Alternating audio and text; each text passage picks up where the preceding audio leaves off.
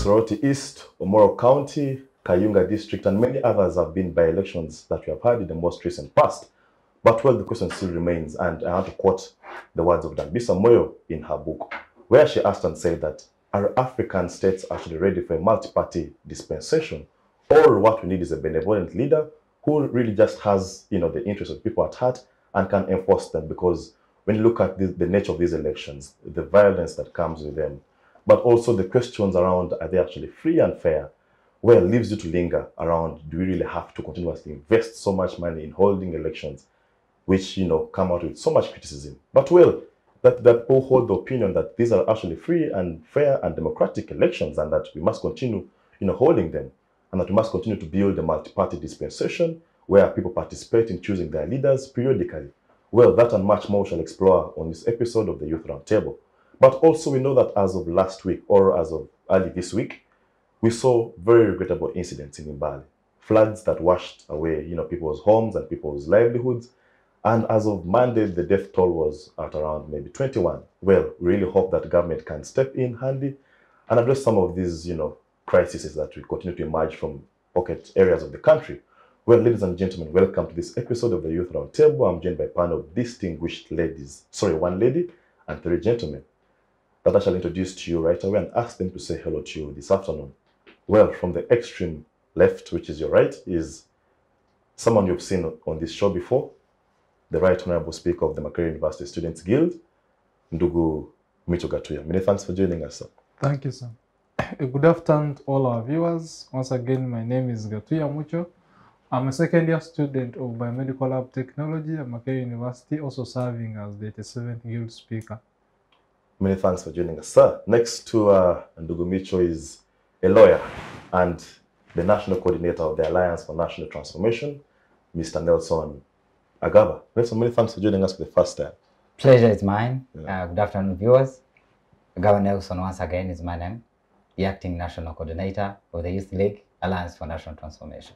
So you bring us greetings from the ANT? Definitely, yes. Okay. Greetings from the Alliance for National Transformation. Thank you very much. A first timer as well, and the only lady on the panel who has been sandwiched by distinguished gentlemen, Regina Namugerwa. She is the Programs Officer at Tree Adoption, Uganda.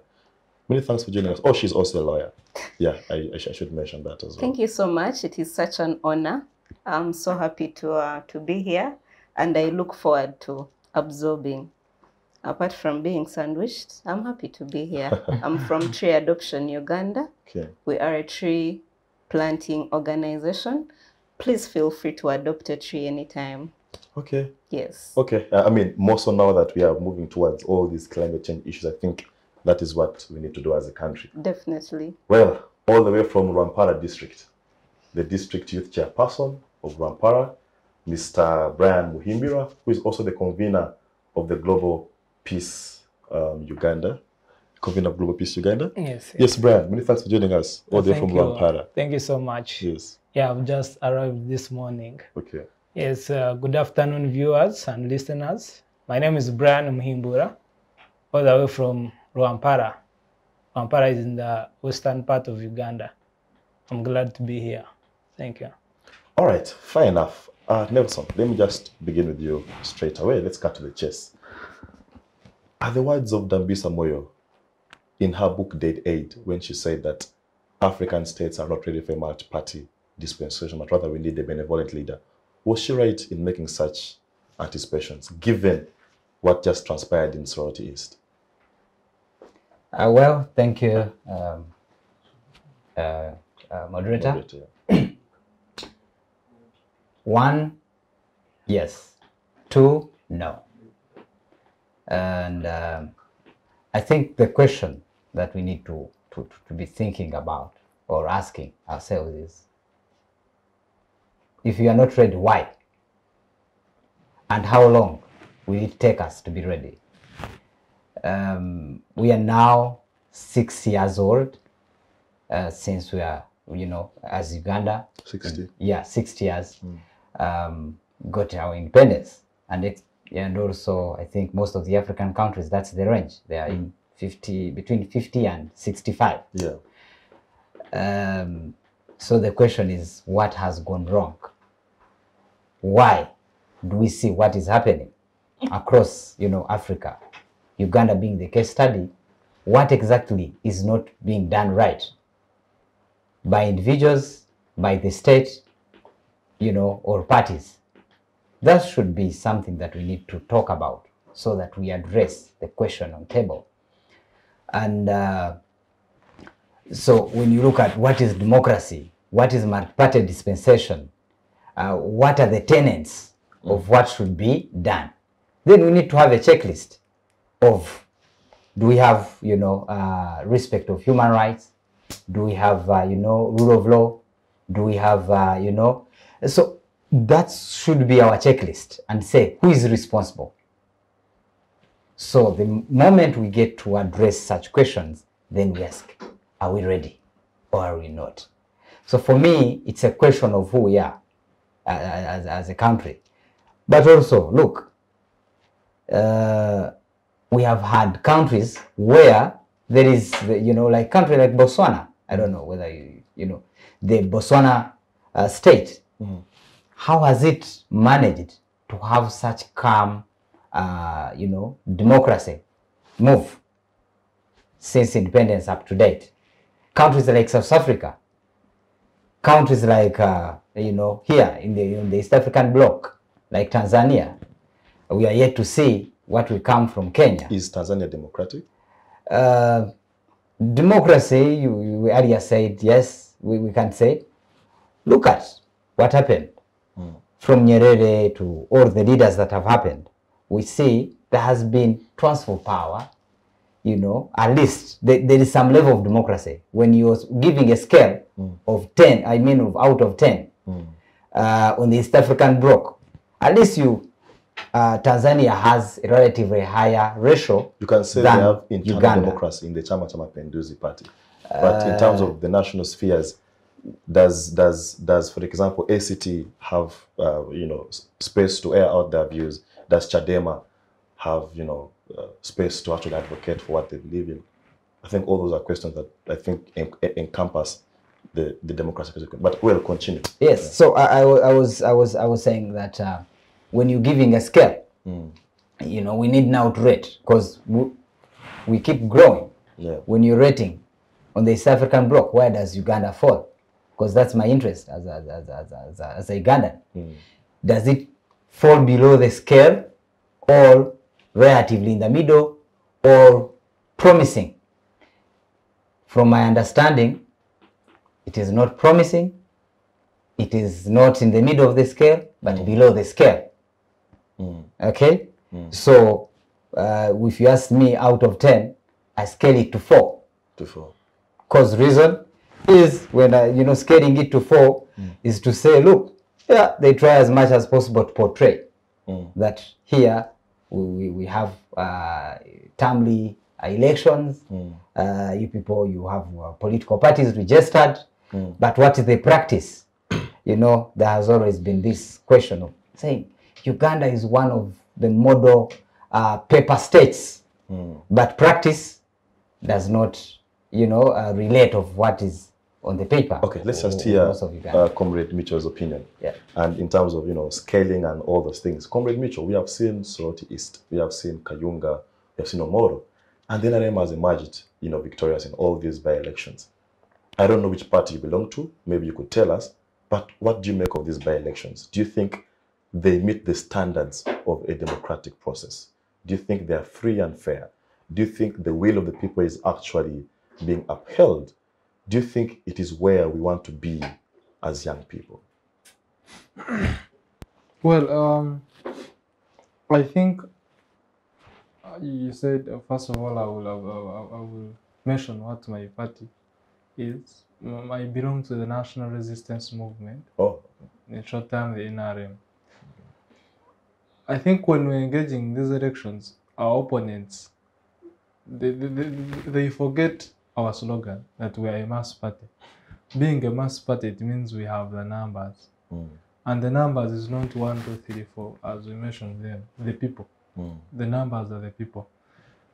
Does the election that was organized in Soroti, the elections organized in Omoro, the elections organized in Kayunga, do they meet the standards of democracy? Or do they meet the standards that we would want to be proud of as the young people? I believe the Electoral Commission does its best to make sure that they put in place regulations, they sensitize candidates, they sensitize voters to make sure that we have a peaceful election. And we have also seen security availing itself to make sure that the elections happen peacefully and any threats to danger are suspected and also detained, and at the end of the day, the common citizen is protected. These are the accusations and the lamentations are things that are common in an election. As a person on this panel that has participated in an election, active participation, maybe my comrade, the chairperson, also participated in one. We shall exonerate the moderator. As a person that has participated in an election, I'm not talking about supporting. Of course, supporting we have all done. But we know what it means when you lose. And what the camp says. That much as when you win, you don't cite out the challenges that you faced during the elections and what didn't go well in an election. But trust me, when you're on the losing side, the lamentations and the irregularities in an election will always be gotten. Why? If they are not there, you will forge them. You'll make sure that the public believes that actually you didn't lose. Your opponent made you lose. But it is the role of your opponent to make you lose. Because if you don't campaign, he will do what he has to do to make sure that you lose. So we should appreciate the fact that maybe these camps are facing the emotional psychology that everyone faces when you participate in an election and you lose. And my comrade here will accept this is from experience. That your colleagues participated in an election that maybe you boycotted are facing emotional challenges. And we expect all that, but they're encouraged to participate in other elections that are coming in. And they should learn from the mistakes, and so that we do not see the lamentations every now and then after losing. So in a scale of 1 to 10, or how democratic are these electoral processes? Well, I am a person who believes in a saying that Uganda is a developing country. We are not yet to the perfect stage. Even in countries where we think we have to look up to, we have seen cases of voter bribery, rigging votes, and irregularities. In an election, irregularities always surface. So we cannot have 10 to 10, but we can maybe have 7 due to maybe certain things, 7 to 10. The 3 is for certain things that may not have room for error as human beings. All right, thank you. Let me just bring in Regina. Regina, questions have come around the aspect of the independence of the Electoral Commission. I think Article 91 of the Constitution establishes the office of the President. And among the administrative authorities that the President is given is to appoint the Electoral Commission. Do you think that the independence of the Electoral Commission that the opposition today are questioning is actually as a result of a lacuna in the law? Because if a player has the capacity to choose the referee of the game, then I think that the independence of that referee is going to be questioned, right? So do you think that some of this lack of independence in the Electoral Commission, in the judiciary, is actually as a result of the laws that we have in place? Thank you so much, moderator. Actually, I would like to say when all these... Because why I ask is that the opposition is accusing the Electoral Commission of being, of playing fall, of siding with the NRM and, enabling or aiding or abating the NRM to rig or to, win the election. And all these are accusations coming from that corner. So maybe it's around the question of the independence of the Electoral Commission. Okay. Yeah. Thank you so much. The aspect of independence is actually very, very sensitive and complicated. I'll actually like to refer to what Comrade Mucyo said, that these spheres are facing emotional and psychological problems. Now, just like he said, emotional, psychological, sensitivity, the aspect of independence of these bodies is actually very sensitive. I'll go back to the actual appointment. If it is the office of the presidency that is appointing these people, what do you expect them to do? Do you think deep down in their hearts, when they come up and maybe swear, on the face of it, they have sworn to do what their office requires of them to do? But when the worst gets to the worst, and this is not a lie, they might not come up and stand with what they are actually supposed to stand with, but rather what their hidden boss somewhere requires. And this has a very, very, very huge toll on the ongoings in our country, be it elections, be it procedures, be it policies, and all those other things. To a greater extent, I would like to say that most of these organs are not independent. They are not standing on their own feet. Yes, we may see they are standing on their feet, but they have support elsewhere that, you know what, when you stand so much on your left, I will push you to the right. And then on the right, someone might say, no, no, no, no, no. Please do not push so hard this way. We shall look bad the other way. There is no independence, and this has affected so much. Independence might be there to a great extent, but you're saying yes to the great extent? but then, Regina, the question to me is that how can we achieve? Of course, I know full independence might be difficult to achieve because the government is a system. They must be interconnected, you know, and an output from one organ is an input in another. So I think we cannot avoid the interrelations. But I think the independence of institutions like the Electoral Commission, like the judiciary, is fundamental to the aspect of rule of law that you're talking about, the aspect of human rights, to the aspect of, you know, of democracy and all these very good tenets. So the question is, do we have to review the process through which the leaders or the chairperson or the members of the Electoral Commission are attained? For example, I'll tell you that Kenya, the process through which they attain the maybe Supreme Court judge or High Court judges, there's actually public participation. The people get to participate in this process. They get to say, no, no, no, this one here we don't want. So there is public, so there is people, I think it's people-centered, if I'm to use that word, you know. But ours here, I think it is a closed door process, you know.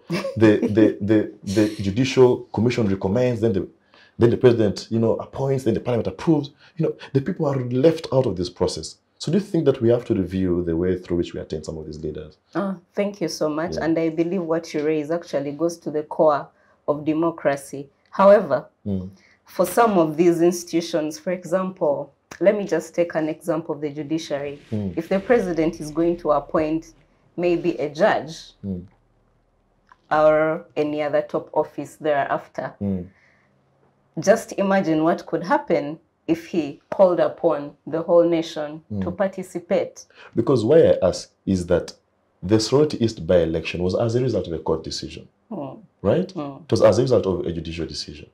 And so many of these other by-elections, Kayunga, was also as a result of a court decision. So the court has a role to play. Yes. So if they are, you know, and I think you've read the article by, I think, Oloko Nyango, when courts do politics, you know. So I think that we must struggle to have an independent judiciary for us to be able to espouse these good tenets of rule of law and democracy. Well, just complete your point and I bring in Brian. So what I'm trying to say is all these are very good. Actually, the procedures are there. Free and fair procedures. Maybe sometimes the public might be invited to participate, but it will take donkey's years to come to a conclusion. It will take donkey's years. And when now the masses, the whole public comes in, something like maybe a judicial appointment might become like a presidential election. And everything that follows after that, we shall now be appealing. I want to appeal the Chief Justice because of this and this and that. I want to appeal the Court of Appeal judge because his appointment did not meet this and this criteria. So some of these things, the president might take it in his own power to do, guided by a small sect of people. But the general thing is, I think the process actually needs to be redefined if some of these problems should not come about, especially because there is that bias. So if someone observes all those elections and court orders, and they get a bias in their mind that actually there might be a problem here, then we are doomed. Yeah. We are doomed. So we need some constitutional review. The reviews have to be made, especially when it comes to appointment of people that are in some of these top and effectual offices. Okay, yes, Dugumicha. I'm inquiring from the councils and maybe the panelists. Do we have any record of legislators in parliament interesting themselves in reviewing this process? Well, thank you. That's really moderate. Do you have them? Because you're aware of the Amama Mbaba's case of 2016. Legislators. I'm talking about legislators. I am coming. Thank you. Which gave several recommendations, which were tabled before Parliament on how to have, to ensure that there is an end just, fair elections. One, there was the entire review procedure on how electoral commission should be constituted.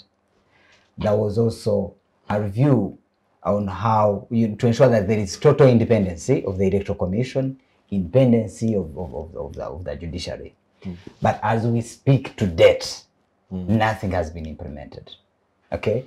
And when he was talking of the mass party and they are the majority in parliament, so you know your role as the mass party in parliament, frustrate the good intent for the citizens. My question, but also I wanted to also give him information to some extent that when we go back in 1985, and this is just a caution to whoever thinks of the mass party slogan, there is that interview that Graham had with Obote of what was happening in Ruwero.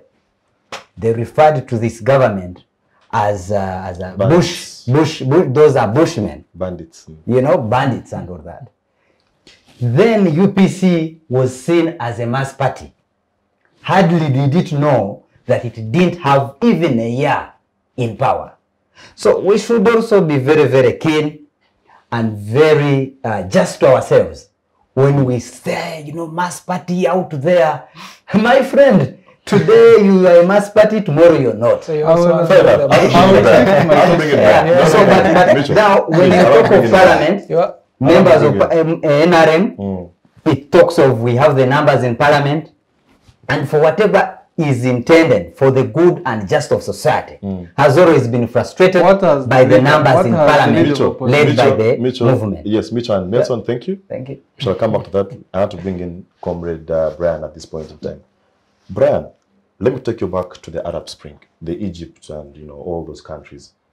During the Arab Spring, young people were at the center of doing the violence. Okay? When it came to doing violence, it was young people. And they successfully mobilized and fought these dictatorial governments of the likes of Austin Mubarak and all these guys. When these guys fell, the people who took over from them were still old people. So the question that I'll pose to you now is that you are a youth chairperson of a district. Yes. Young people are seen to participate in electoral violence. When there is need to burn a tire, when there is need to throw a stone, it is young people who are sent as agents by these political parties to go and do that. What is the Youth Council doing to ensure that young people are participating in democratic, and I mean democratic to the real core of the word, to participate in democratic processes? But also, what is your opinion about young people's participation in these processes? Do you think we are doing more of the violence, or we are actually meaningfully participating in these national elective politics? Thank you so much. But also your opinion about the Soroti and other by-elections. Okay. I would appreciate that there is a National Youth Council, and one of its core mandate is to protect the youth of this country from exploitation. So when you talk about violence, I would not, as an advocate of peace, I don't go that side. But when you say youth are participating in the national politics, you see, we are the majority in number, but not in decision making. We have over 70% of this country, and actually at the continent, and I think Uganda is the second of the youngest population in the whole of Africa. And you will appreciate that if you have 70% who are youth, anywhere, whatever activity, as long as it is in politics, you always see young people everywhere. Yeah. If you need people to put up posters, if you need people to start some chaos, they have the energy. They can do that. But we also have youth who are participating actively, who are the candidates. And we have seen people come on stage and they are winning. We have very young people in parliament. And but democracy, when you come back to democracy, I think my brother from the opposition, they only define that the process has not been democratic only after losing. But we have seen people emerging from these by-elections, actually. You will see Winnie Chiza, the former leader of opposition. Yeah. She went, participated, and she won. So are you saying there's no democracy? Asuman Basari. Yes. We have seen the principle of Noop. How did he come? It was a by-election. They participated, and here he is. He's leading. He's now he's heading the party, the leader of opposition. So you will not say Uganda doesn't have democracy only when NRM is winning. Yeah. And one thing maybe we should remind them is that this is, as you were saying, mass party. You would not expect the party which is in power to behave like the party which, maybe I'll use UPC, which you can hardly get even a candidate at my home area. It has the resources, so you want them to put them aside and come with nothing. They have to use everything. Taxpayers' resources. To have, when I talk about resources, as a party, it has numbers, and there's a way how they mobilize resources. And you should know that we have individuals responsible for international mobilization. Yes, they do mobilize. They have resources, and they have everything at their disposal. So these are membership contributions to the party. Membership, donations, there are a lot of things, and even as MPs, there's a certain percentage they take, and we have majority of MPs. So when they are participating in this election, you don't touch our taxpayers' money. I don't think it is touched. I beg your pardon. You don't think, or you're not certain? No, I said I don't think, because one, I'm not the spokesperson of the party. I've not. And you're not the treasurer. Yes, I'm not the treasurer. So I will speak from at my level what I know. So as opposition, they would need to be reminded that the party they are competing with is the party which is in power. So don't expect them to leave whatever they have. Information. When you look at Soroti, what happened is that there was kind of alliance that this country has been waiting for from opposition. We saw the president of FDC. We saw the former leader of opposition. We saw the president of NUP. They are all combining. They combined. I don't know why Auntie did not participate, but I'm told they also sent resources to the opposition so that they could have that seat. But now, it was a very clear indicator that NRM is still strong. Because even having those people combined, NRM had still win an election. And we have seen NRM losing also in some by-elections. So you will not define democracy on Soroti and maybe Kayunga. But this is a party which does mobilization, as my comrade Mucyo said. It mobilizes from day one. this is a party which has, at every level of LC1, has committees. This is a party which has even penetrated youth. They used to say youth are for opposition.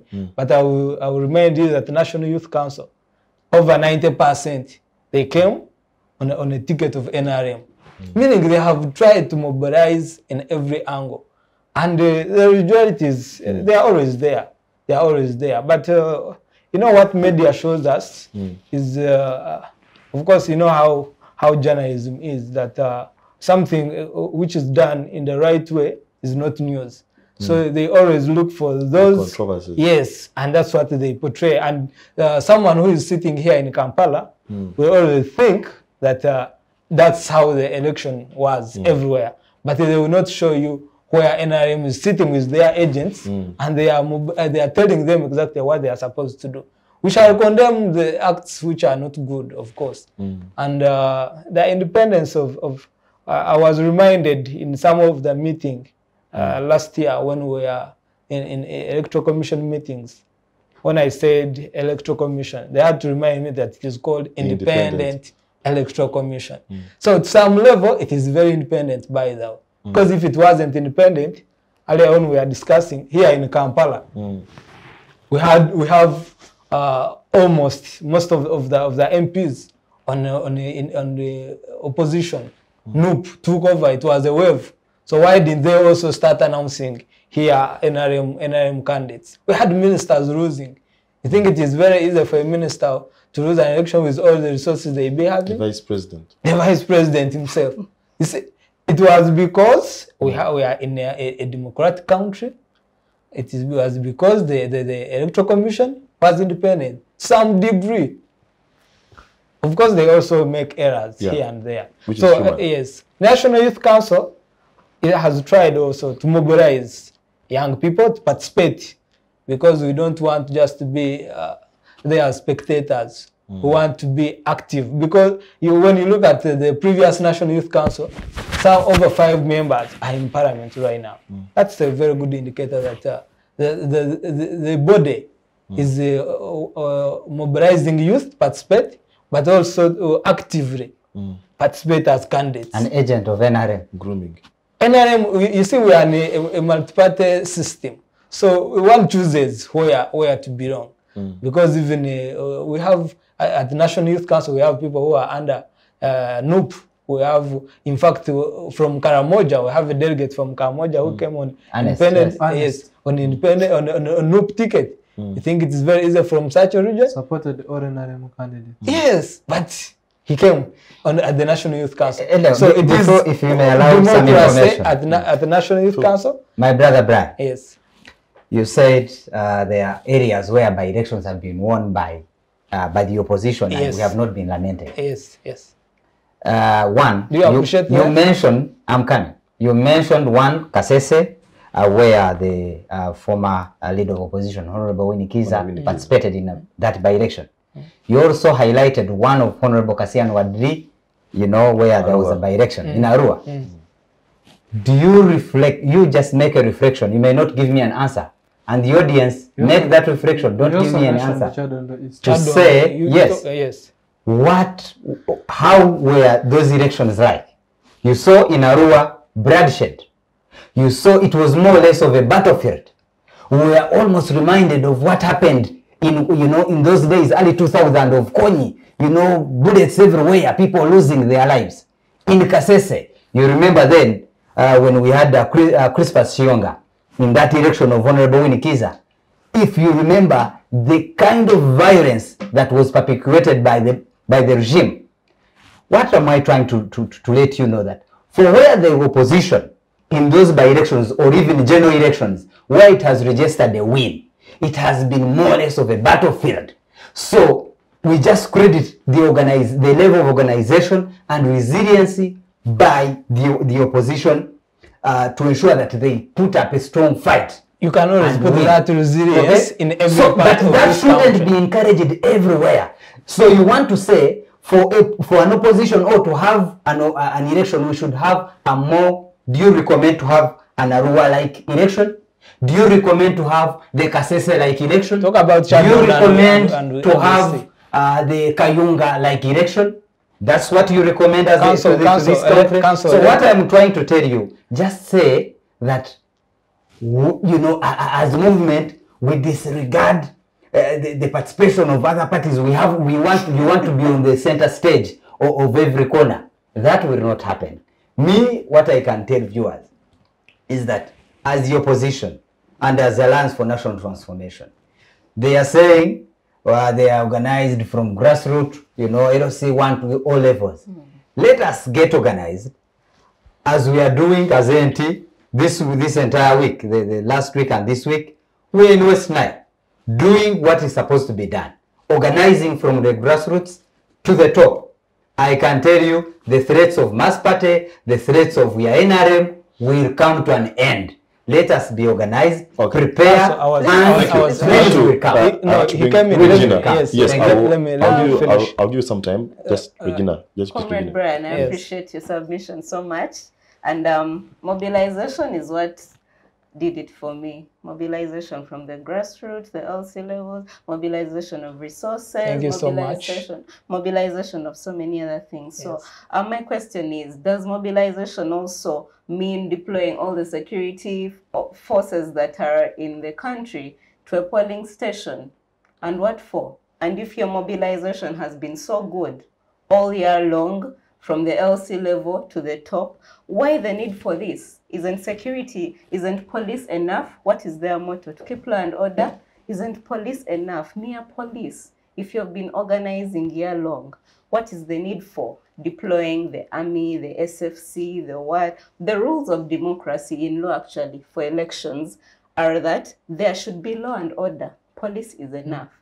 But when you bring these other people, what would you think if an 18-year-old came and found an army man standing there?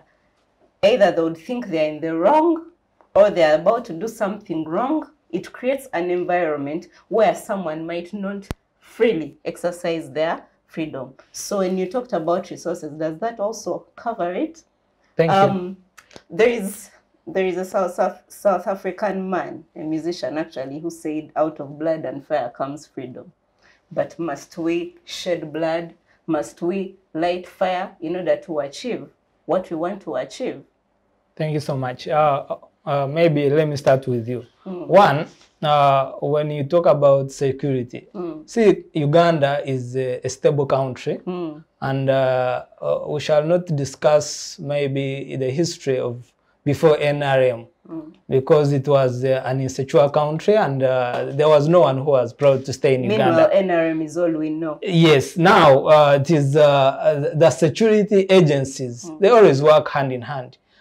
Deploying army, it does not mean that they are deploying it on behalf of NRM. So they are deploying hand in hand in all aspects where there needs to be security, or they work hand in hand. Yes. Even the army, they can even request police to come in and give a hand in case there is anything. We saw the army doing ballot stuffing. No, now when I'm saying that security is not deployed for NRM, it is deployed to keep law and order, to enforce security among the citizens. Police alone is not enough. Yeah, it was not enough. Two, and when we look at when I go back to council, yes, when I go back to council, you will not come here and praise maybe the way Kenya does their politics, and when you forget that during elections, by the previous ones in Kenya, they used to lose a lot of people, but when you come here in Uganda,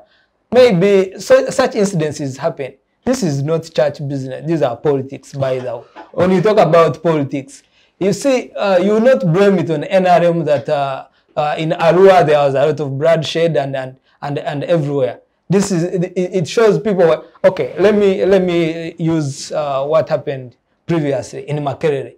This was between opposition, by the way. NRM was there, but opposition was in the lead. We lost a student, which was very bad. Yes. So are you saying it was here NRM which was fighting? This was FDC and NUP which were fighting. So that thing of insecurity during elections, it is not a party thing for NRM. We all come to campaign and give. Okay, What happens? Fair enough, Brian. Yes. I want to bring in Comrade Mucyo. I'm sorry to cut you short, but you mentioned the aspect of students, and I want to bring in the student leader. Yes, yes. Dugu Mucyo, when you look at Frelimo in Mozambique, you look at the ANC in South Africa, you look at Fronasa in Uganda, all these liberation movements were actually had very much composition of students. But the question to me remains, as of today, that the students seem to be part of the orchestrators of either bad politics or good politics, right? When President Museveni decided to go to the bush, there were so many students from Makerere University who left Mucyo Hall and joined him, okay? Mucyo Hall, Nkrumah, whatever hall of residence it was. So the question of student leadership in terms of nurturing a civic oriented student population, do you think that the student leadership is actually playing its role? Do you think it is rising up to the occasion in terms of preparing students for national politics, or there's a gap there, and therefore students are copying what the national players are doing, and that's why we saw an incident in your university where political parties really saw this election as a do or die, and they hacked themselves to death. So are the students copying what is happening at national level, and where does the student leadership come in to mitigate such bad effects? Well, I should say it was a sad story. Being the person who is the guild speaker at that moment, and who was also acting as a guild president at that moment when the incident happened, I should say it was very sad to hear that in our university, given the fact that we are also celebrating 100 years. This is not how we'd want to celebrate the 100 years of excellence. The question is, are the students actually copying what is done in national elections and so on? We have a saying in Makerere that Makerere is Uganda summarized. When you actually engage these parliamentarians that have been in the guild of Makerere University, they will tell you that the politics they are doing is not in any way different from what they did when they were in Makerere University. When President Mao is telling you about what the politics he does now, it tells you actually, you may find that some scenarios in Makerere are even more political than what we actually do here. So this is not to say that other universities are not political, but the students of Makerere University, where you have been, you are aware that these students are actually too political, that they can easily even shape what the national politics is doing. So they are not copying, they're just exercising their rights to free participation offered by the university. Just that we had something that went overboard and we lost a life. It was an intense election. We know when campaigns are intense and the excitement is there, every candidate feels like he can win, and this is hours to the lead day. You expect tempers to be high, and that's how. But I cannot say that they are copying what the national election is. But the question of, are we nurturing students to actually participate in the national politics, to shape the national political sphere? That is a yes. Makerere University has never stopped, and we shall continue to reassure the population that we shall never stop to produce leaders of this nation. We shall never stop to dominate parliament. Our alumni shall never stop. The student leaders are doing quite a good job to make sure that there is participation and sensitization of those that are not in leadership at the student level to engage. But the question is, how are they engaged with the national leaders? How is Parliament, how are the MPs actually offering guidance and mentorship to these young people that are coming in. Because as parliamentarians are seated, maybe they think they're not going to leave that parliament. But they should believe that as they're in there, as Mao becomes a minister, he should know that he was once a guild president of Makerere, and that's why the story started. That's why maybe his story started of leadership. What has he done to offer leadership and mentorship to a guild president of UCU, to a guild president of Makerere, who is there at that moment? So there is need to. And what is the Students' Guild doing to bridge that gap between those who have been through these institutions, have managed to lead, and have managed to actually lead at greater heights vis-a-vis those who are there at the moment? But also the role of university political party chapters, because I know Makerere University is actually a very liberal university. You have political parties that are actually operating within the university. Well, in my tenure as guild speaker, I worked with the guild president. We came up with an initiative of an alumni dinner. And the concept of this dinner was to reach out to various people that have been leaders in this institution, to encourage them and also reawaken their spirit of the university that they have within them, and tell them, look, you once attended to Makerere University and you are once a leader. Makerere University once needs you again. The students need you. So as the student leadership, the 87th Guild, we try to reach out to these people. And on the 22nd of July, we had an alumni dinner which was attended by more than 800 to 900 alumni of Makerere University. Their contacts were kept, and we are doing all our best to make sure that those contacts are kept, and we see how do we involve them in the activities of the guild. We are having various things that they are mentorship programs. We are organizing scales of funding from the alumni. For example, yesterday there was a launch of the endowment fund, which is a committee set by council, but of course it is mainly looking at the alumni contributing to the university. So I do not know what the Uganda National Student Association is doing to do the same in other institutions. Because no, I'll focus on what you are doing. Because there is no one from UNSA here, so I'll focus on you. And the question that conclusively, before we take a break, is that political parties and their operations within these institutions have proven to be a foundation or a breed for either good politics or bad politics, right? I believe that it is the responsibility of the Students' Guild to regulate the participation of political parties in university politics. Why? Because I will tell you that political parties at times take these guild elections like they are running a Soroti East by-election. They bring all the full force. They bring whatever machinery they would use in a by-election. For example, in maybe Soroti or in Omoro, and this cuts across opposition or NRM. So do you regulate their participation? I would want to encourage political parties and maybe the coming guild leaderships to actually take up that, to have regulations on how these political parties actually participate in elections. But of course, they are mobilized by candidates, and the candidate will mobilize anyone who is of any support to him. But it is our humble request to the principals of these political parties and the leaders of these political parties that they shouldn't look at these spaces of students as areas of mobilization. That you always aren't they? Yes, they are. But let us be nationalistic. Who are you recruiting? Because if you're only waiting for them in the time of election, okay, you've participated in an election.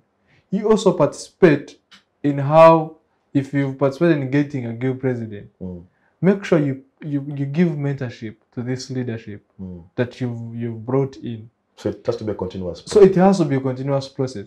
My humble request to the political party is that do not lose touch with the student leaders after elections. Because if you don't give them the mentorship that they do deserve and you always want to use them as tools of election Electioneering. and mobilizing, showing how strong you are, that yeah, we are the NRM party and we have won, we are the National Unity Platform and we have won. We are going to lose our future leaders of tomorrow. And the future belongs to the young people. The future belongs to the young people. We are not what Mwalimu Julius Nyerere said, that we are not viongozi wa kesho, but we are viongozi wa leo. Yes. We are leaders of today. Moderator, Well, maybe. just From Comrade Mucyo's presentation, you can visibly see that the politics in Makerere and maybe other institutions is actually a reflection of what is happening in the country. The tempers go high, someone even has to die. That is what is happening now. So the question is, who is holding the mirror? Is the national politics holding the mirror, and the students are looking at the mirror, or it is the students who are holding the mirror, and I mean, who is copying from who? No. When you are young, you look up to someone. Okay. When you are young, you want to look at someone who is where you want to be. And these are the people, these are the players in our national sphere today. So it is those people in the national sphere of politics that need to make up, stand behind the mirror, so that these students or youth or whoever looks up to them through that mirror. So that when they come to that space, they are also not behaving like that. And they're even going to behave like that before they even reach there. I mean, if the tempers are so high at student level, imagine what is going to happen when they are ahead and they have all this power. They can do this, they can do that, because they are no longer youth anymore. Good food for thought. Yes. Well, that food for thought takes us to a short commercial break. We hope that you are enjoying the Youth Roundtable. I know you have a comment, I know you have an opinion, and the comment section is right below your screen. Give us your comment, let us know what you think, give us your opinion, and let's have the conversation together. But for now, we'll take a short commercial break and see you right after.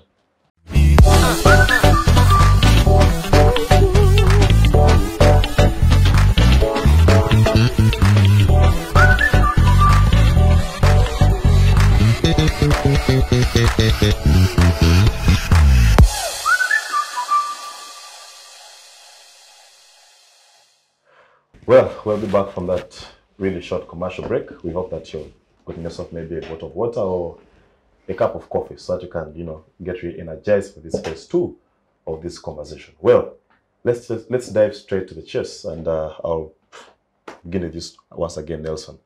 Nelson, Kwame Nkrumah, convened a conference of African leaders in Ghana, and he had this to say. He said that seek first the political kingdom, and everything else shall fall in place. Those were his words.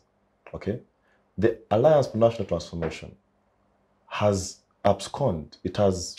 You've refused to participate, either by design or by coincidence, I don't know, but you just don't seem to be interested in participating in these by-elections. Do you want to seek the political kingdom? Thank you, moderator. Maybe we have not boycotted from by-elections. Maybe for your information, we fielded a candidate in Omoro, the one Oscar. Okay. Where we didn't field a candidate in this by-election was the one of Soroti East. Kayunga. Yes, of course, at a party level, I will just give a direct response, the one of Soroti East. As empty, probably one, the modus operandi we have chose to take may be one that is a little bit, so different on the political space or sphere in Uganda or even in Africa. We look at more on preparation, organization, rather than participating for the sake of participating in an election. In Soroti East, we made an assessment where we had, we had presence there. Okay, given of our history, that we don't have grassroots structures, leadership in Soroti specifically, and that stems way back on how Soroti was structured in far as opposition was concerned. So where do you have without structures? Brexit? No, in most of other areas where we have had political leadership, of the ANT. So we assessed and how could we field a candidate in an area like Soroti where we hardly have a presence. Okay, so it was better to say, look, let those who are prepared for that election go in. We are not stage managing, first stage managing to say, we are here. We believe in what we do, provided we know that this is the right path. Like I highlighted that this last week and this week, we are in West Nile doing grassroots mobilization. Deliberate. We are doing it deliberately, knowing that that's how we can let the so-called the mass party, lose power by organizing from grassroots, village level, sub-county level, district, and ultimately at a sub-regional and national level. But but so far, not organized yet. Nelson, we are organizing. That's why I've told you we are organizing. Today, as I speak, we are in West Nile. You've not concluded. We are organizing, and organization is an ongoing process. We are having 146 districts, 21 sub-regions. Okay, so by the time we got into an election in 2021, we had covered some critical areas, like in Namugerwa, like in Makerere,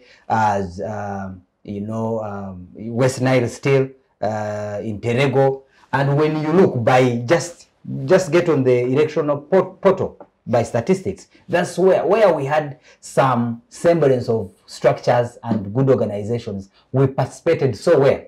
We have good critical and substantial presence there at council levels, even like let's say district like Terego, where we have the chairman LC5, in Terego.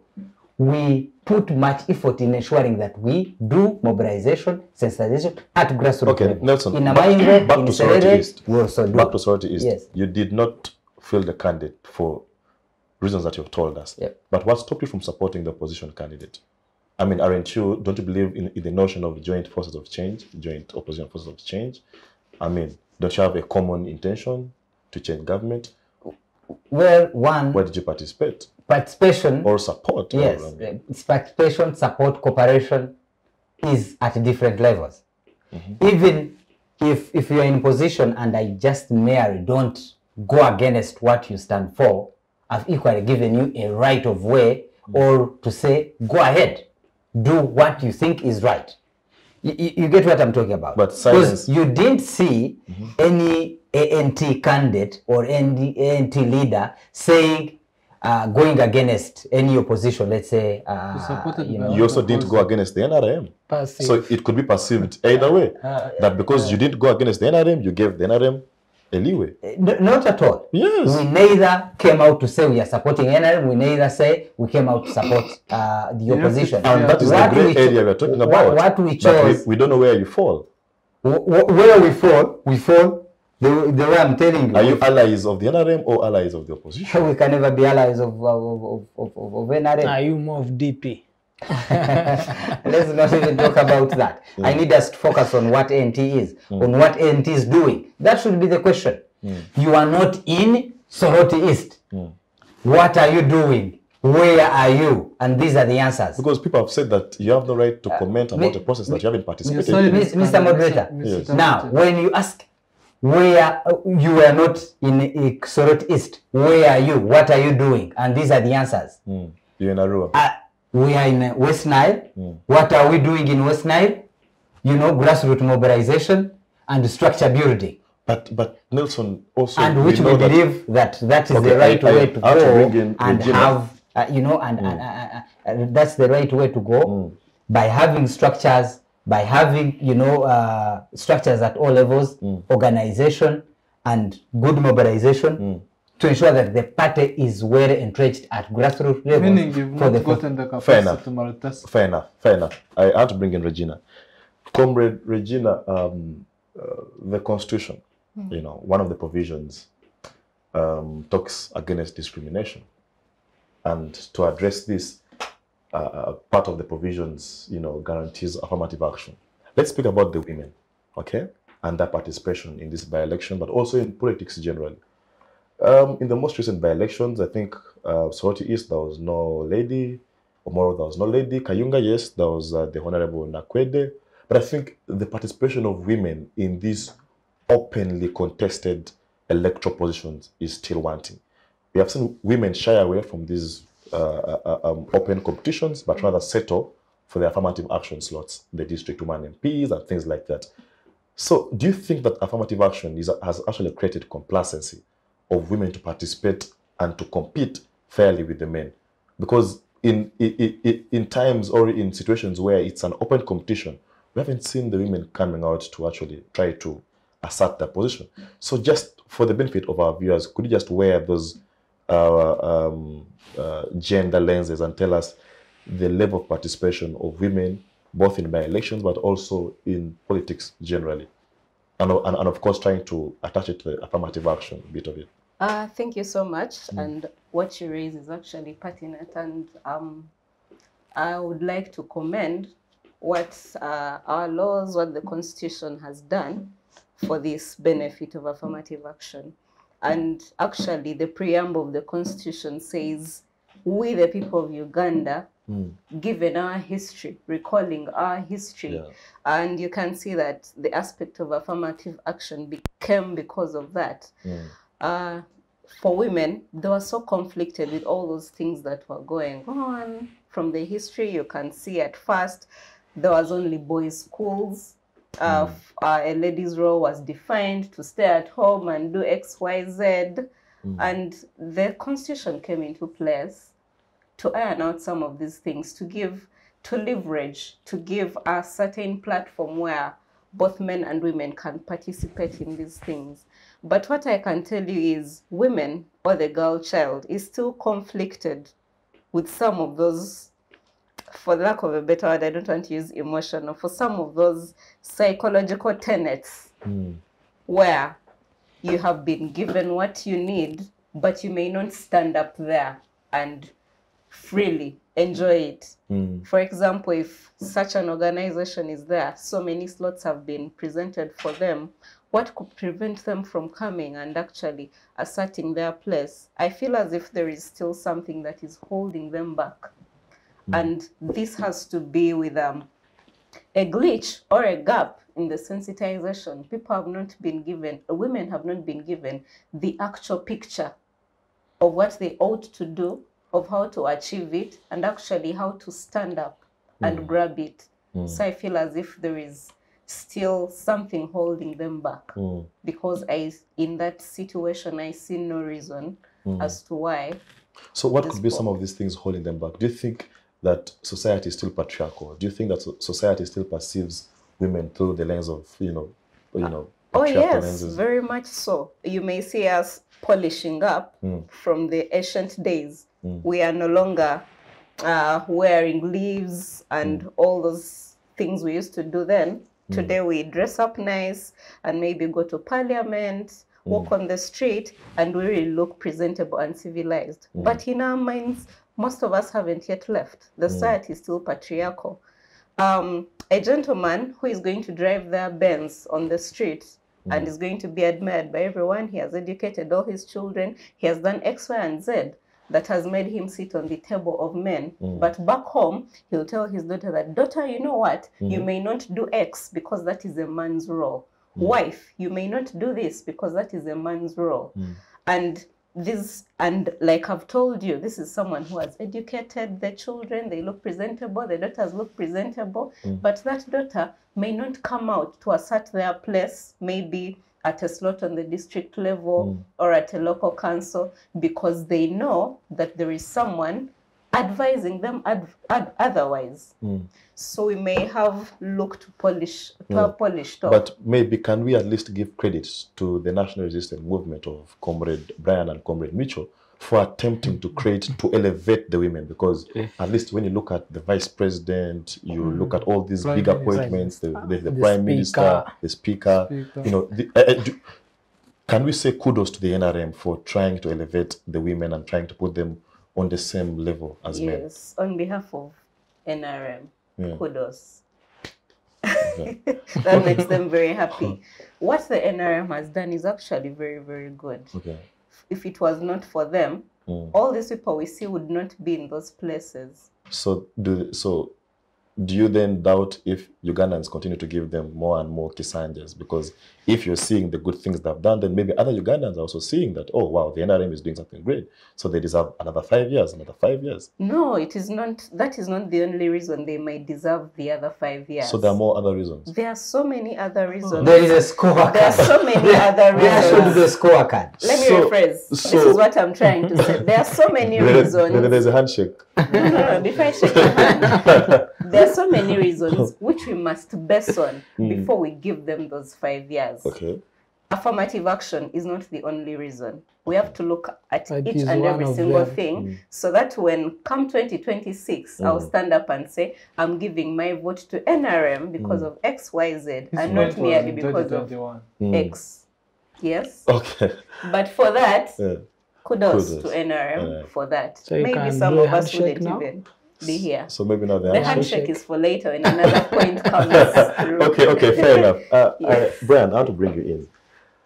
Brian, if you look at our history as a country, or the East African Federation, for example, the federation crumbled in the mid-70s as a result, and this began as, mere comments between Mwalimu Julius Nyerere, who was by then president of Tanzania, and our president Idi Amin. They made personal statements. Amin referred to Nyerere as a woman, and there are personal statements made, okay? So the point I'm trying to drive at is to take you back to the incident of last week that happened on our national television.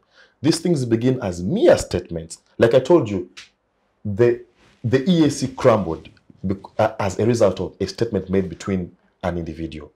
Okay, so we cannot continue to ignore statements and take them lightly.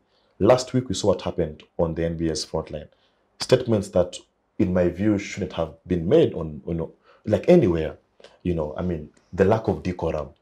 So do you think that at times personal sentiments have been at the forefront of creating bad politics?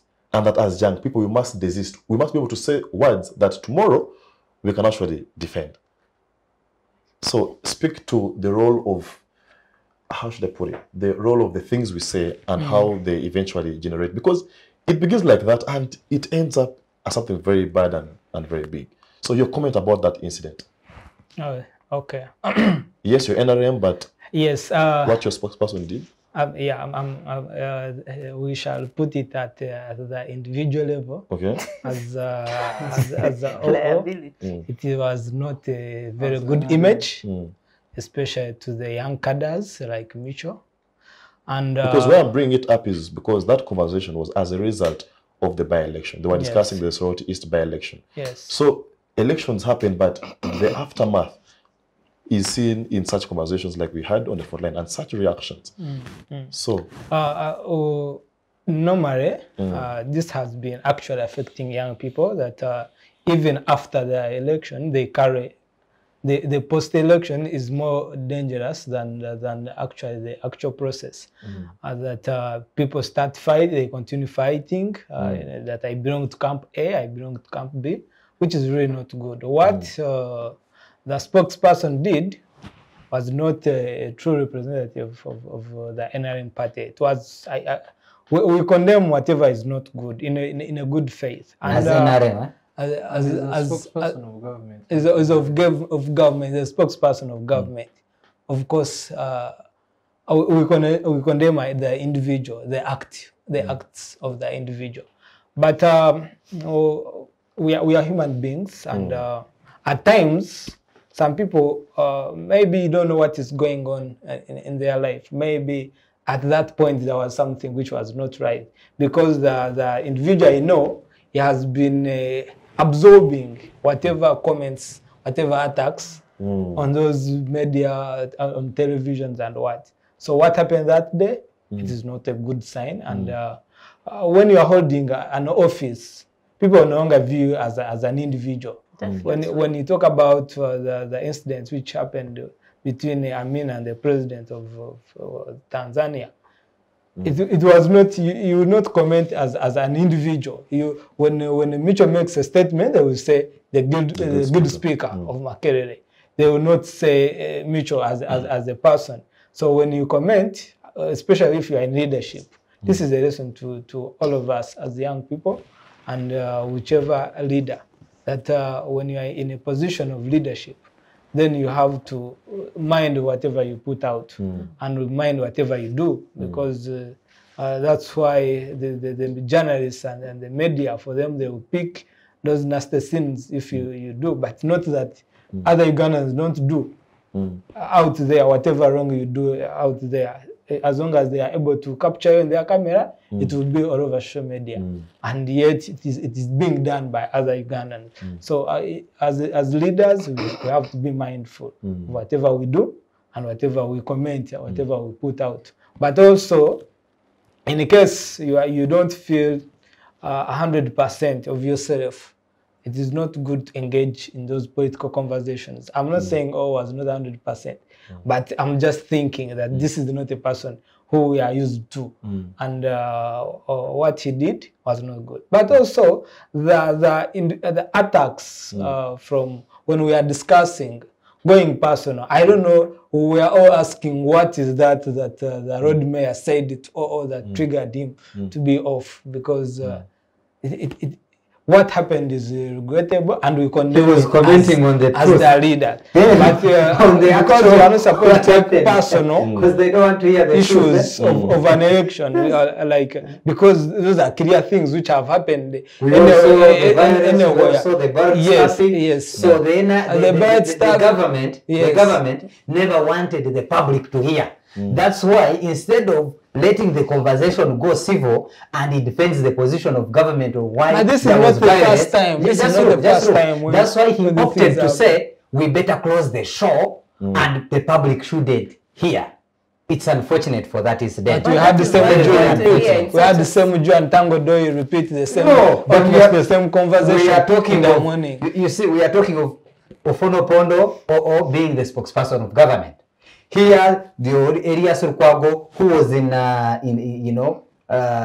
participated in that election, and is trying to say, look, the public country, this is what happened, what the Ofono Pondo and government did.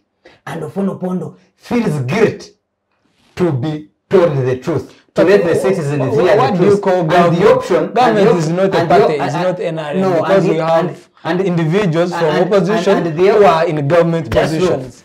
And the option for Ofono Pondo not to go civil and defend his government is to say, we better have this closed down. I better show you the exit. What I'm trying to say is, one, let's not normalize arrogance. And before you know it, the moment that thing happens and the following day and the regime continues, I can tell you, you will find it everywhere. That everybody on a certain platform feels that the moment I am in support of government, my position is right.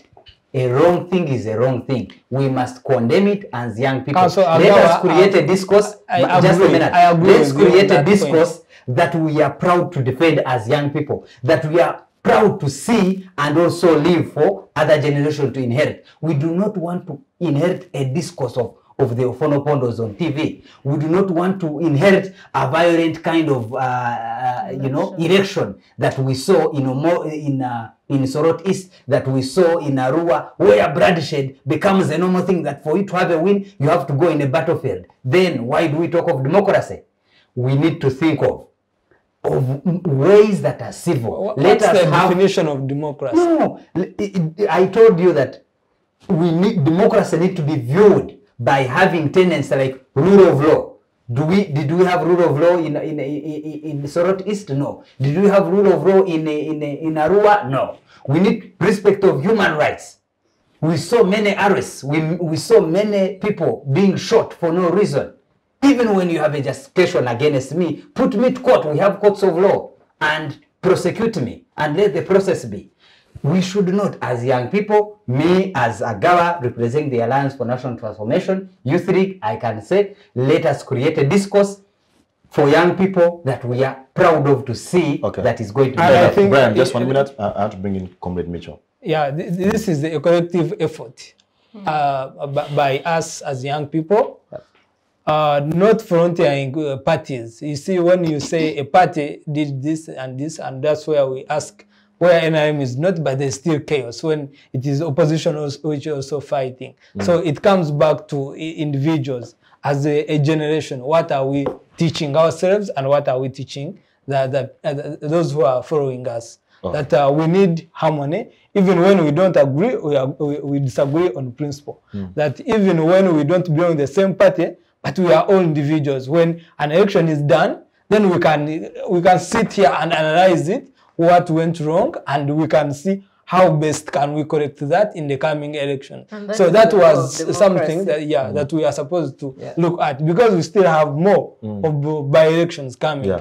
Even in the next 2 weeks, we have one in Kisoro, we have another one in somewhere in also in Kasese. Fair enough. Yes. Fair enough. I want to bring Comrade Mucyo lastly on this conversation, then we shift gears. Mucyo, Kenya goes to the polls next week to elect their president. And from what I've observed from the Uganda young people is that the NRM youth are leaning towards the Kenya Kwanza alliance of Deputy President William Ruto. Whereas the opposition, the FDCs, are leaning towards the Azimio la Umoja camp, led by, of course, Raila Odinga. If we are participating in the violent elections in Uganda, because I've seen young people actually intending to go and participate in those elections, either as observers or as agents or as mobilizers. So if we are violent in our elections here, aren't we going to export violence to Kenya? Exporting violence. Then we should not really say that we are violent. I think that that is like a confirmation. That now we should be barred from participating or even having an opinion on any election, because Comrade Brian or Comrade Kidega or Comrade in Noop has said that we are violent. No, we are not. We believe we still have the roots of democracy within us. But also, let's benchmark. Aren't there any cases of violence in Kenyan elections before? 2007. More than this, what happened in Uganda. Actually, not even caused by government. The citizens themselves, meaning they're also violent. So, you never know. We are trying to sell. We are reaching out to our neighbors, because if you want to protect your home, you start from your neighbors. So we are selling the nationalistic, the patriotic, Pan-Africanism, the patriotism that Muzei has. So are you encouraging young people to go and participate in that election, either as agents or as? No, I'm not encouraging them. I'm just encouraging the young people of Uganda to be observant, because there is a lot to learn from the Kenyan elections and their politics. Because one thing leadership has taught me is that you learn from different corners and blend the lessons you get from different corners into your leadership. So as the future leaders of Uganda, we must get different lessons from Tanzania, from Uganda, from Kenya, from Rwanda, from Burundi. So anytime there is an election, we should not go to participate, but no, as observers. Because why I ask is, I saw you leading a delegation of students to Arusha. So I won't be surprised if you led another delegation of students to Nairobi to participate in this election. But the question is, how will you be participating? If that chance comes, and maybe I'm given a chance to lead another delegation to Nairobi, we shall not go there as voters, not as agents, we shall go there to learn as students. To observe. To observe. Maybe. Well, I think the point is we wish Kenya a peaceful election. Just a but whatever happens in Kenya affects Uganda. The last time when there was chaos, we could not have fuel. That is right. Can you imagine now the prices of fuel right now that we have in Uganda? If there came another situation that we cannot have enough, what would happen in Uganda? So whatever happens, if there was a better way of youth here participating, it is okay. It is okay for them to participate, but not in the chaos and what. No, Not- but as agents of peace. And, yes, yes. But before I go to another, I had a comment on Ofono Opondo and the affirmative action. Okay. I think the Ofono Opondo's action, we have had scenarios, even in Britain, where we have had personal misconduct by either the Prime Minister or by... But when the Prime Minister of Britain conducts himself in a manner that is disrespectful, it is not taken to his party. It is not that every member in the party is like that. At some point they say, because we have not seen the NRM preach that. That is not in our constitution, that is not in our ideology. That when actually he's one of the people that we know have been tolerant on talk shows.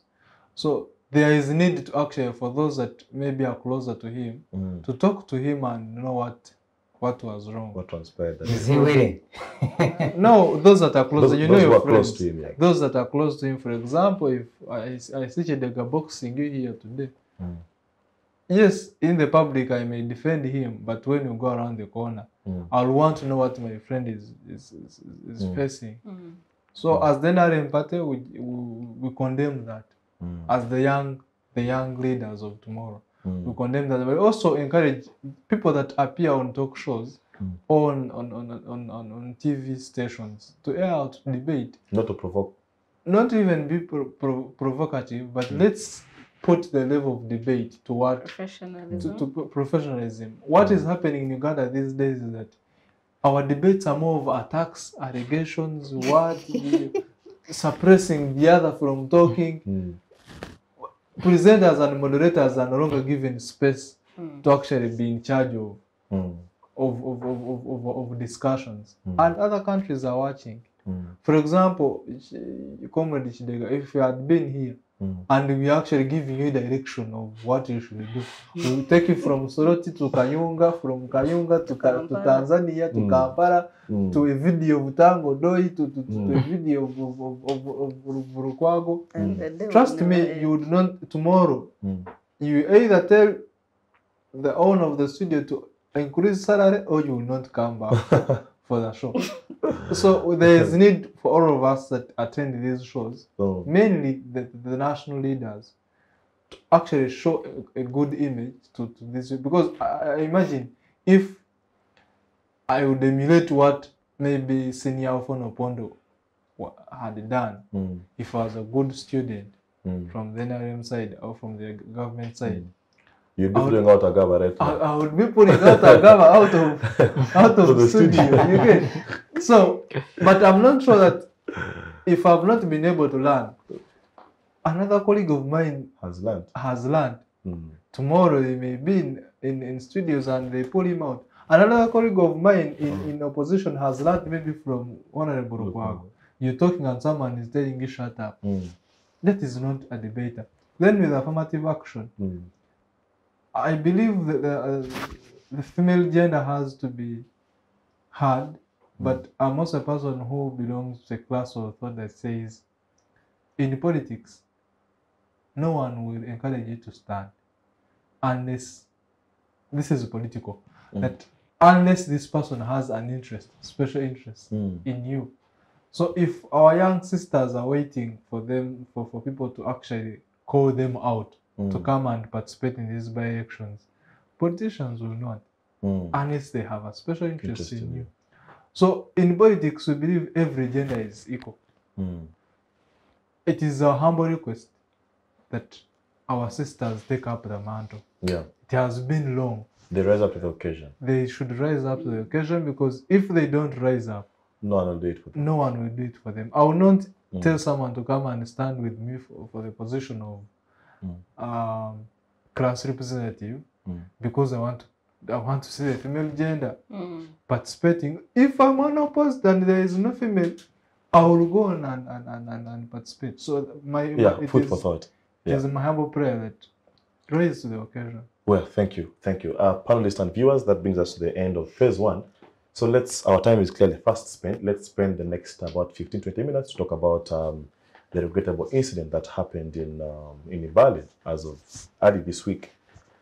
And the country has been dealing with the food crisis in Karamoja.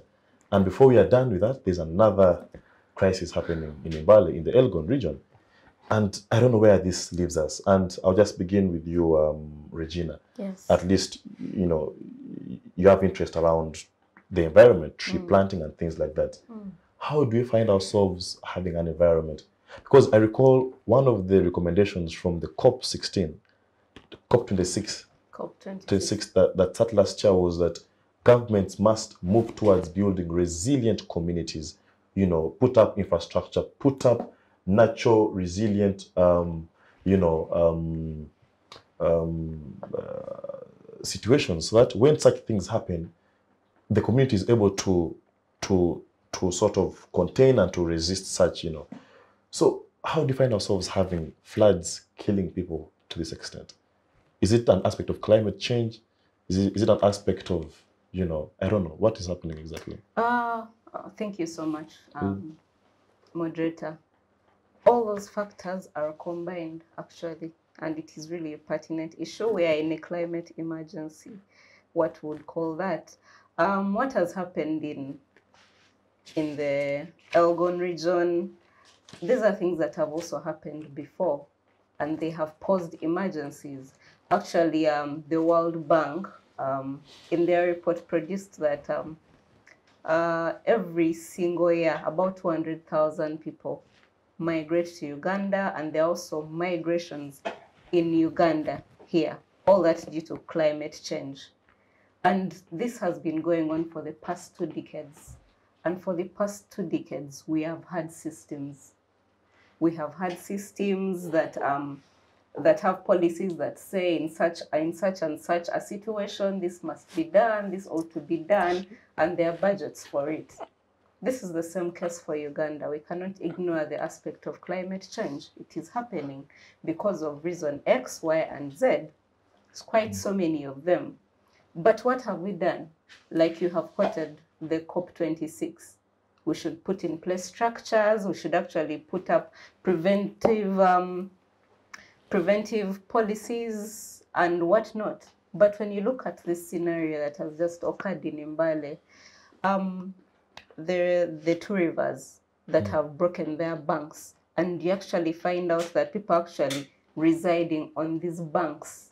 Now, this is what the government needs to look at. In such scenarios, the Constitution actually says that the government ought to preserve the environment, and these are some of the things they need to advise people about. Do not settle on the river banks. A river is a river. It meanders. It is not predictable. Anything can happen. And what will happen to the poor who have settled right next to the bank? Right next to the bank. But you see, the thing is, when government tries to evict those people, human rights lawyers like you and Agaba will say these people have a right to settle wherever they want to settle. No. It is not that. No, like you've said, someone can come and say we have a right to settle wherever we want to settle, but that is not true. You may not settle in a swamp. You may think it is because the government does not want you to be well. But the truth is, it is for your own benefit.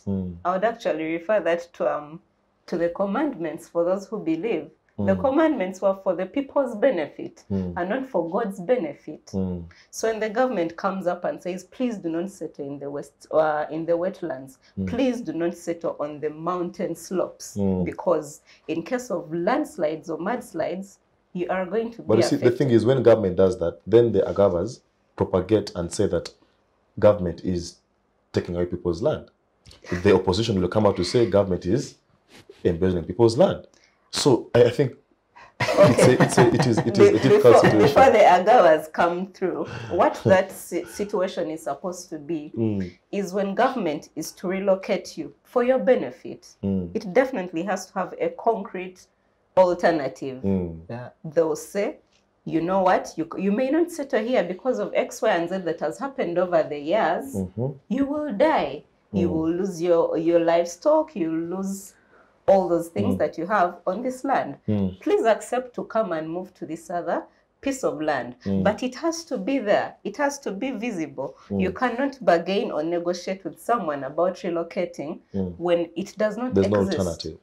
Yes, so these are the things that government needs to do practically. If they are going to relocate these people from these danger zones, they need to have concrete and practicable solutions for that. Speaking of solutions, let me just bring you in, Comrade Brian. The social contract theory, that government has a contract with its people and both parties have responsibilities to this contract.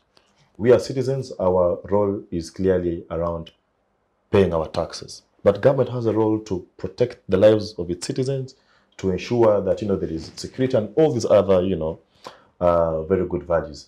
So can we say that government has failed in its end of the bargain in terms of meeting up its social contract responsibility to protect the people of Mbale who have now perished and have died and they will never, come back to life? So has government failed in its social contract theory?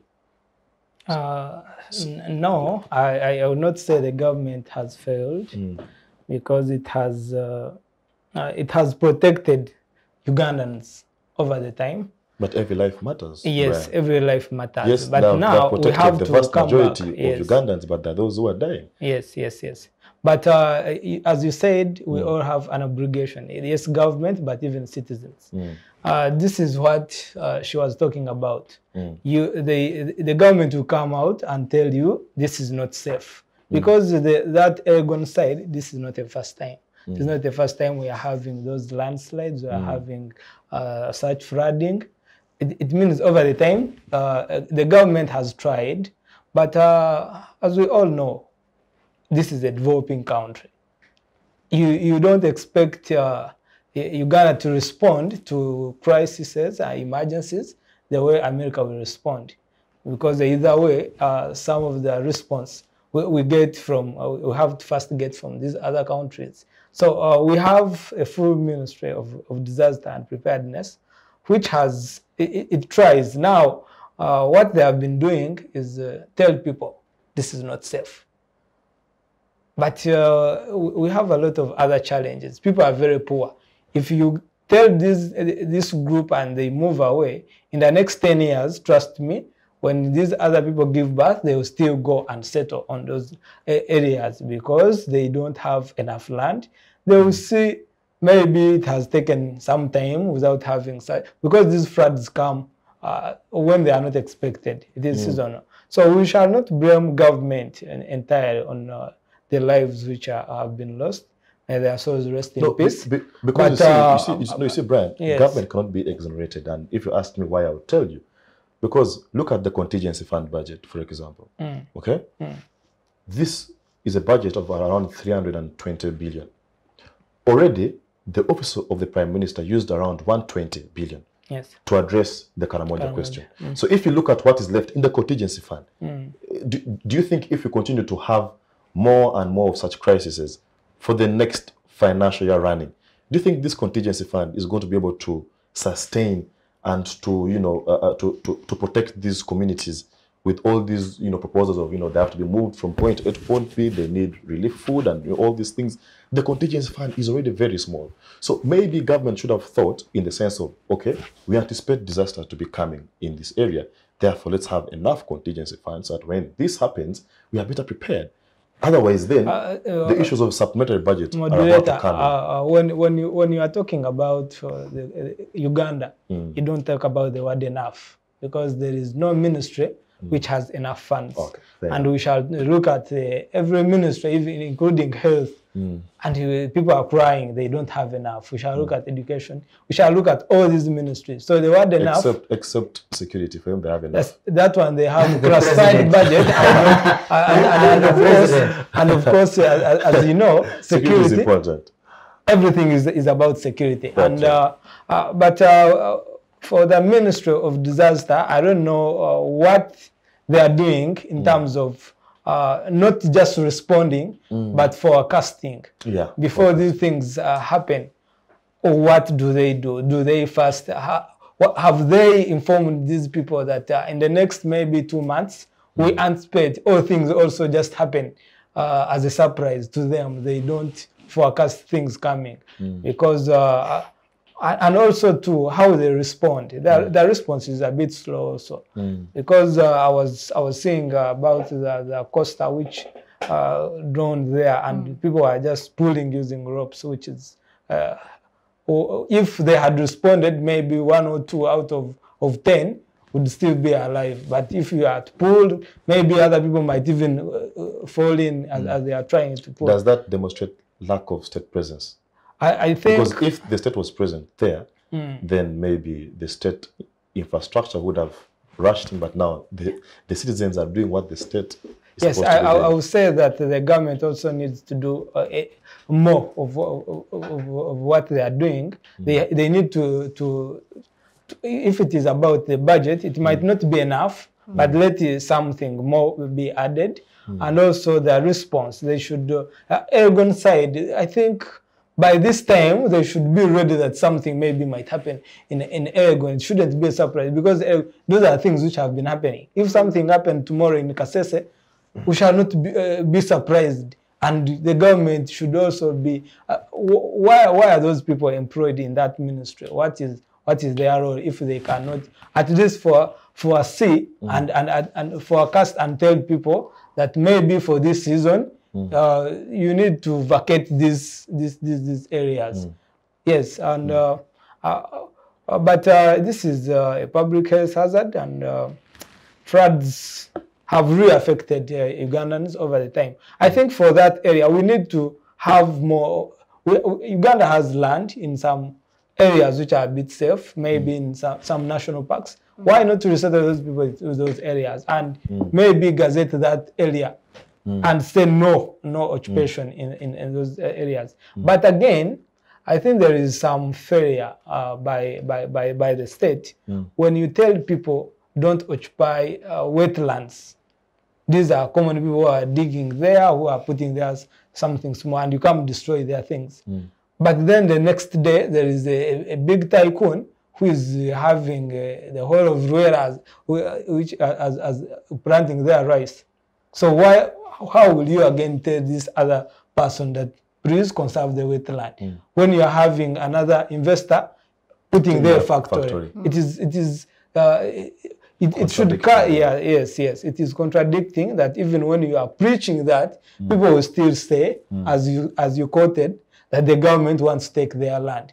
But if you say preserve, then let it cut across everyone and preserve. Yes. Fair enough. I want to bring in Comrade Nelson. Okay, just 30 seconds. Okay. Our time is fast spent. Maybe in relation to what you said about the social contract, there is a tool. It is actually called the 333A. And that is affordability, availability, and accessibility and quality. In humanitarian situations like this one, the government has an end to meet. I'll talk only about the availability. That is now about the funds for the disaster preparedness. If this has been ongoing for a while, it has not been ongoing for 2 or 3 years. These things happen. And they have been happening in patterns. Isn't that enough time? Isn't that enough time to know that we need to actually set a substantial amount of money to cater for these things? And if it is in the Mbale region, can't we say that what will happen in the Rwenzori area, what will happen in Kasese? So government has to meet that aspect of availability. Let them prepare, actually prepare. If it is disaster preparedness, let them prepare. We can do so little about the floods and the rains right now. We can do so little by planting trees and all those other behaviors. But the government needs to come out seriously and actually prepare. If it is financial availability, if it is all those things. Okay, thank you for enough. Nelson, people say that opposition parties are government in waiting. What would be your policy and strategy on how to deal with disaster? As of course, as an alternative view. Well, we just take it from when did we get to when we got to adopt the sustainable development goals. 2015. 2015. Yes. And the target you look at by end of 2020, by end of, by 2030. And climate to combat the climate change effect is SDG number 13.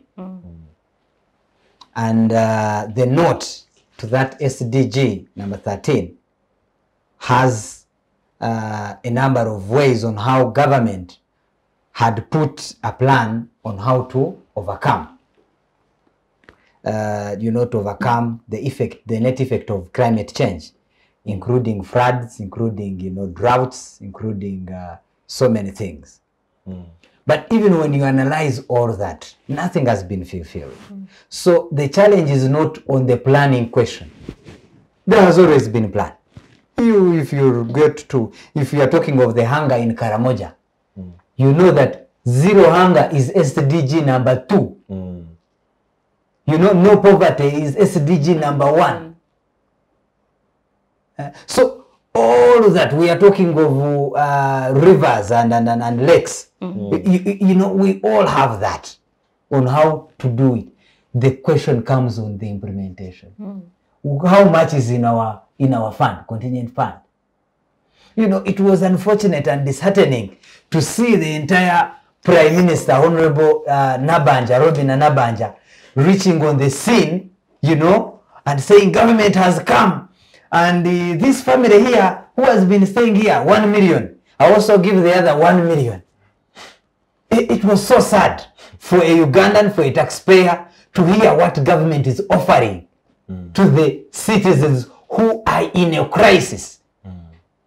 Who are not even in the houses. You get it? Are not in the houses, and you're talking of 1 million. Is that the policy plan of government?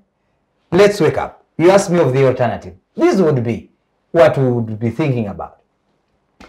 Let us have the area of Rwenzori region. We didn't do the mapping. Rwenzori, Elgon, those areas of Bududa areas. Let us say, can we gazette them? We are here offering land refugees. We are among we host the largest refugee settlement area in Mbidibidi, northern Uganda. But we cannot, plan about our people. You're talking of availability and state presence. There is no state presence. Maybe they don't have interest. We saw state presence in a by-election in Soroti. Yes. We saw state presence in a by-election the other year in Arua. So we need to know, really, state, let us be equitable, let us be fair to all citizens. Smaller things. I saw Honorable Nabaja saying that they have done a few days ago, they saw rain, it was raining too much up there, and they saw a crack. There was a crack. So if they saw a crack, what did they do? Under the SDG, the Sustainable Development Goals 13, one of them is to ensure that they put measures, early warnings. Where did they go? If they can afford to pass the classified budget of the president, the classified of security, why not pass a budget specifically for those areas and ensure that there is peace? You cannot talk of peace when you are losing lives in such a nature. You cannot talk of security, when people are losing lives in that nature, when they are losing property in that nature. Government need to wake up and respond. If it has exhausted all what it has in the store for the citizens, let it get off the stage and the Alliance for National Transformation come as the alternative government. Do you want to do? I told you that we are in the process and it shall be achieved. Yes, we have alternatives. Let us do what is required for citizens and let us be there.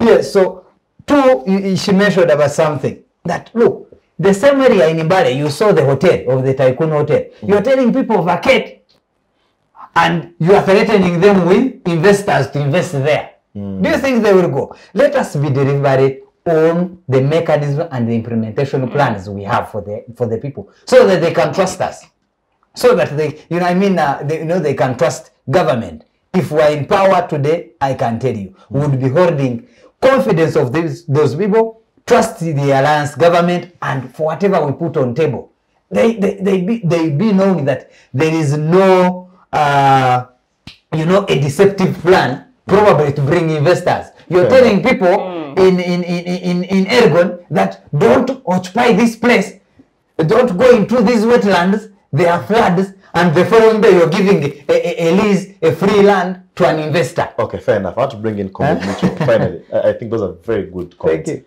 Mucyo, your own comment about what happened in the Elgon region and moving forward, what should government be focusing on? A more sustainable and more strategic plan to ensure that when these things happen in the future, we can be able to, one, anticipate them, but also when they happen, we have a resilient community and a more prepared population to really withstand this negative impacts. The incident that happened, it is a sad one, but also poses a challenge to government to prepare for such incidences. I believe we have had very many examples that would make us actually learn. But when they continue happening, we actually see that there is no preparations, and actually it worries some of us that you never know, even we may get even another disease like corona and we go back to zero. We need to have a serious government to plan for that. It is not yet out of hand, but there is need to learn and build long-term structures to handle certain issues, because this is not the first time this is happening. No, it isn't. So we should be able to learn, because what happens in other countries is that when such a thing happens, they deal with it at that moment, but they also put infrastructures to prevent it even in the coming years. But it seems here in Uganda we are dealing with solving the problem at that time, Which is impossible. We relocate people, put them here, but you tell them after 1 year you will come back and stay here. And settle there. So there are certain things where government has to be very strict. If you're telling people to leave, you should be strict and they should leave, and no one should come back and stay there. You should not give the land to another person, because you actually encouraging these ones that you had the chance to come back later and also occupy the same land. I think the National Environment Management, the NEMA should be very, very active here to enforce these regulations. In case they are not even there, then the legislature will do us very good work to make sure that there are strict laws. One thing we learn from maybe President Kagame is that sometimes he will use force for good.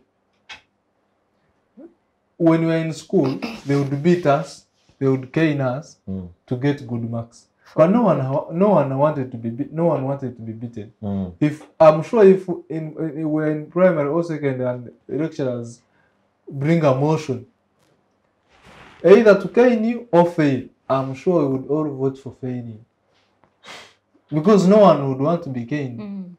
So, but they caned us for the good. And these are the lecturers you find today, and you tip them over and you be like, oh, thank you, because you look where you are.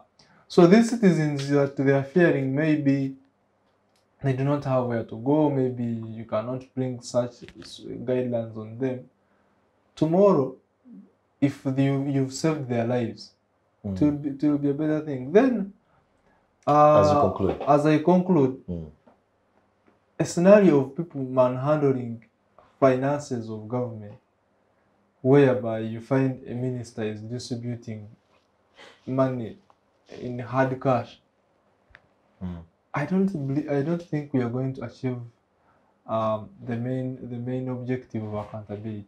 Okay, fair enough, colleagues. Our time is fast spent. Unfortunately, we have to be out of here, but it is only fair enough that I give you 10 seconds to just say your final words on the show. And by 10 seconds, I'll be very strict on that. Brian, you have 10 seconds, then I'll move like this. Thank you so much, Director and viewers.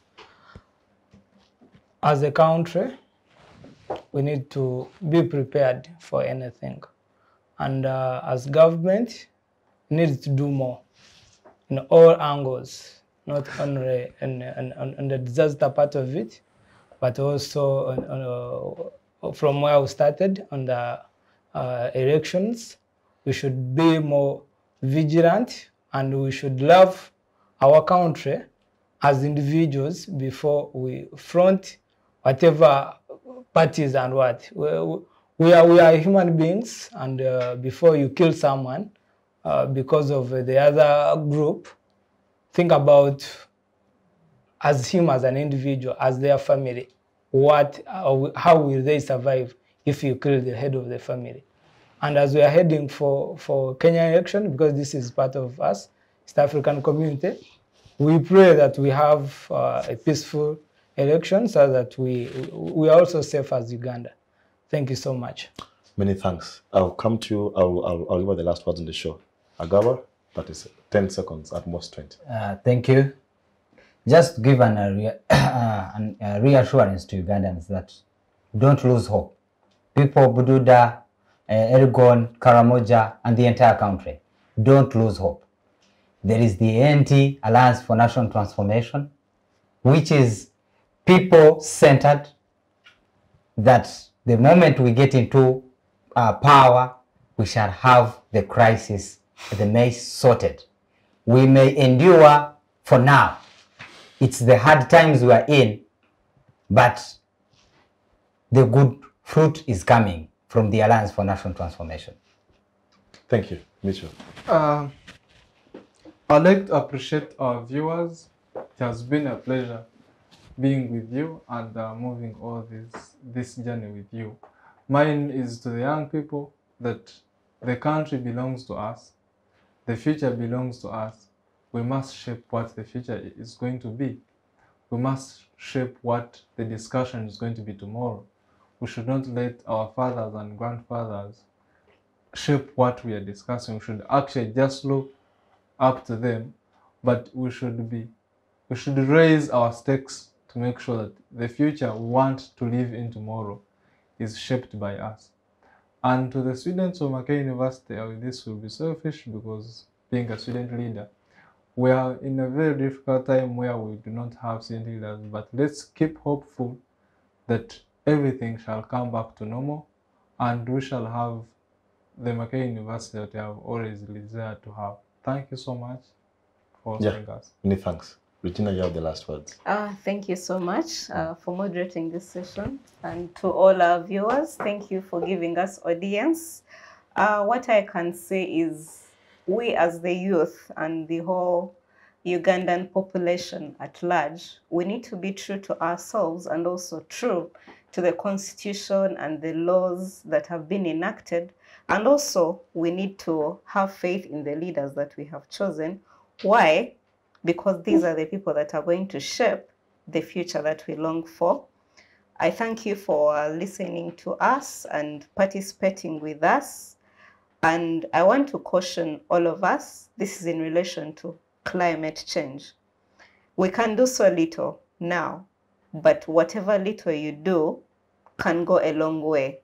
Like I said earlier in the introduction, I come from Tree Adoption Uganda, and we are a tree growing organization. Please visit our website and adopt a tree. Believe me, we are one tree away from a totally different climate. Thank you so much, and comrades, thank you so much for your indulgence. Wow, many thanks. Thank you very much, Comrade Mucyo, Comrade Agaba, Comrade Regina, and Comrade Brian for sparing the time to be on this week's episode of the Youth Roundtable. To the production team, many thanks for ensuring that our viewers get this show right on time. Well, I am only a moderator, but well, I also have an opinion. And I'll just rephrase the words of the late Desmond Tutu, who said that in whatever you do, just do right wherever you are. Eventually, that right will overwhelm the world. This brings us to the end of this episode of the Youth Roundtable. Until next week, same time, same place. See you. Bye-bye.